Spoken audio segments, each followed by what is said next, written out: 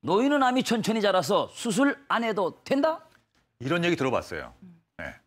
이건 들어주시죠. X입니까? 네, 정답은 X입니다. 예.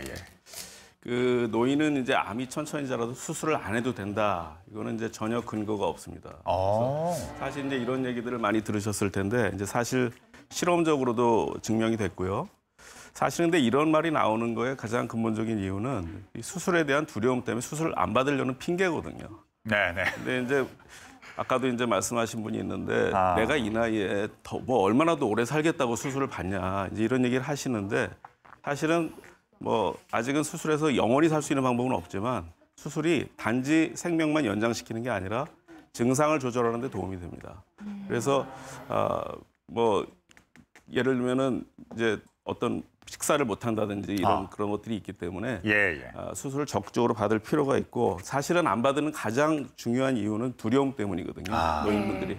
그래서 두려움 때문에 그걸 피한다면은 결국 증상이 생겼을 때는 병원에 가서 치료를 받고 싶어도 제때 치료를 못 받거든요. 네. 그래서 반드시 이런 암 진단을 받으면 중요한 거는 담당 그 주치의 선생님하고 잘 상의하셔서 어떤 위험 요소라든가 또 얻는 거, 잃는 거 이런 걸 잘 판단하셔서 결정을 하시는 것이 좋겠습니다. 네. 노년 암수술 이것이 궁금하다. 두 번째입니다. 엽니다.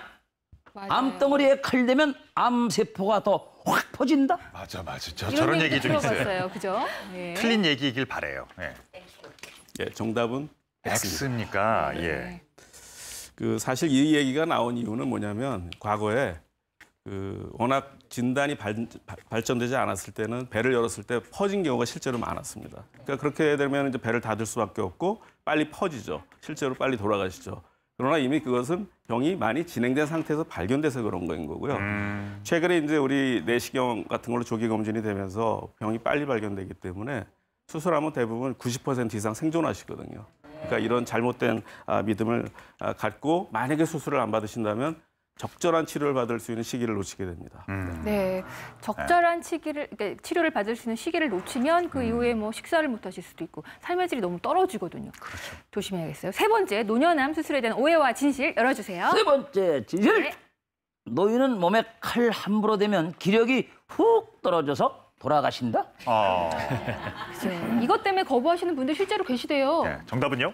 X입니다. X요. 힘있게 X를 들고. 네. 노인 이건 뭐 의학적으로 전혀 근거가 없는 이야기고요. 네. 우리가 수술 전에 아주 철저하게 검사를 해서 수술을 결정하기 때문에 의료진을 신뢰하시는 것이 굉장히 중요합니다. 더 중요한 것은 고령에서 오랜 병상에 누워 계시면 근육량도 줄어들고 근력도 떨어지기 때문에 뭐 거동이 불편하셔도 계속 움직이시고 빨리 보행을 하시는 게 회복에 가장 중요합니다. 네.